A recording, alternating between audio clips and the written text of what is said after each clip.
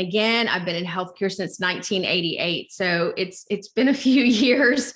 The one even argument that I have sometimes with people trying to engage in these questions, and when I go to answer the question, they're absolutely argumentative because they're so convinced that Medicare pays for long-term care. And this is absolutely not true. And so probably the biggest, widest spread misinformation is that Medicare will pay for long-term care or for nursing home care, for assisted living, or for sitters. And I'll explain how it makes sense that it's not true. So Medicare is your health insurance. And, if you were, 25 years old and you have a 1-year-old at home, would you bill your Aetna for a babysitter?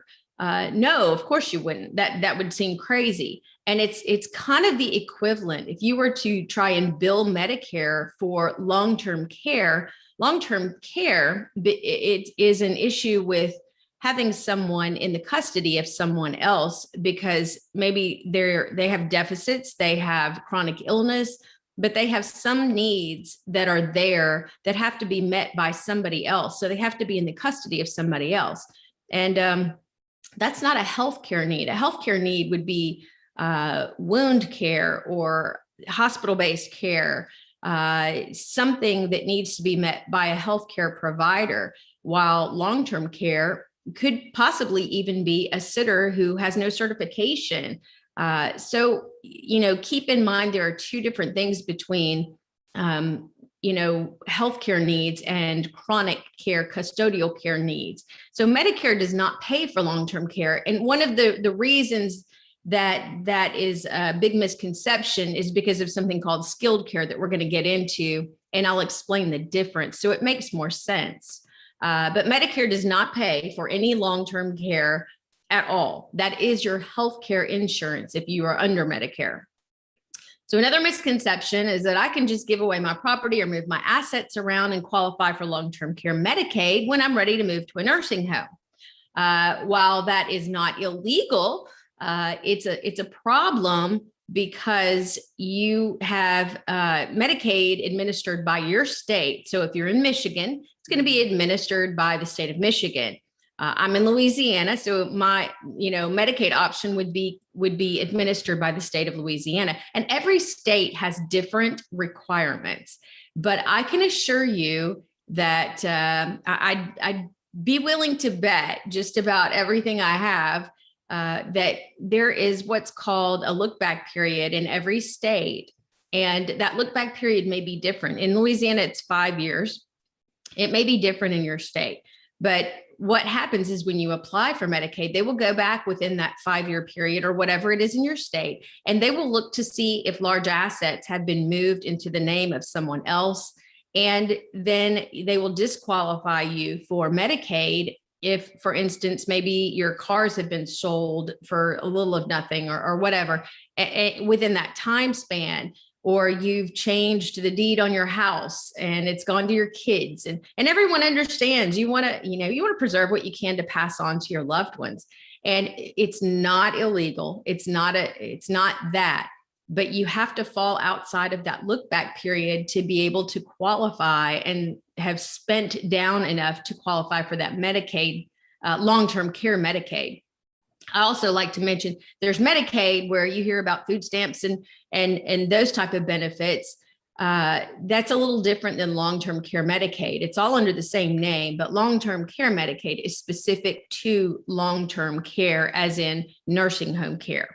So my best advice is always, if you are looking at planning for the future and you would like to, leave what you have for kids or something, is you need to consult specifically with an attorney who specializes in elder estate planning and all. But make sure that they are in your state. And the reason that I stress that is for instance, I'm in what's called the Arklatex. Although I live in Louisiana, I'm right kind of in the center spot where Louisiana, Arkansas, and Texas meet. So, it's very easy to get an attorney that's just over the state line. Maybe they're cheaper or something, but you really need to make sure whoever that attorney is is very well studied and well versed in the laws for your state. Because again, when it comes to Medicaid, that's going to be specific to the state that you live in. So hopefully that makes sense. Yes, Bill. Yeah, so Medicare doesn't pay for long-term care, but Medicaid does. Medicaid pays, well, if you qualify for long-term care Medicaid, it will cover a long-term care facility as in a nursing home facility, as long as they have Medicaid beds there. Yes. Right. But they don't pay for assisted living. They don't pay for sitters, that kind of thing. Okay. I will get into a couple of possibilities depending on your state. But in general, long-term care Medicaid just covers a nursing home bed. I see. Okay, thank you. And that's wherever they have space, that's where you go, whether it's a good facility or bad. Well, I mean, you can pick your facility as long as they have, and most facilities have long-term care Medicaid beds. They do. They count on having that because there are a few facilities that are strictly private pay, and you may have a private room. It may be a little nicer because they're charging an arm and a leg for it. In a Medicaid bed, of course, there's an amount you're going to get at the facility, and that's pretty much it. So you can kind of easily see what the differences would be there. But yes, and depending on the area you live in, there may be a waiting list to get into facilities. I know, I'm from Florida, and having been on the administrative side of things in a nursing home in Florida, we had a waiting list that was probably 2 years long. And I'll actually get into kind of a backdoor, addressing kind of a backdoor way to get in sometimes when the opportunity arises. So if you're in one of those areas, you can kind of think about those things if the situation ever comes up. Okay, I'm sorry, my last, it relates to that. This is, I don't know if this is like a not politically correct question to ask, but what I always hear, and you can just say in general or not, overall, are the nursing homes in the US acceptable, or do you have to have any concerns if you go into one through Medicaid?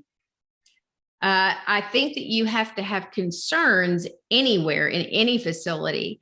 I will tell you, there are so many ways that you can look into the care in a nursing home. I actually have another class. It's choosing your nursing home, and it goes into that and specifically into what to look for, what information is important, what the big red flags are of adequate care or inadequate care.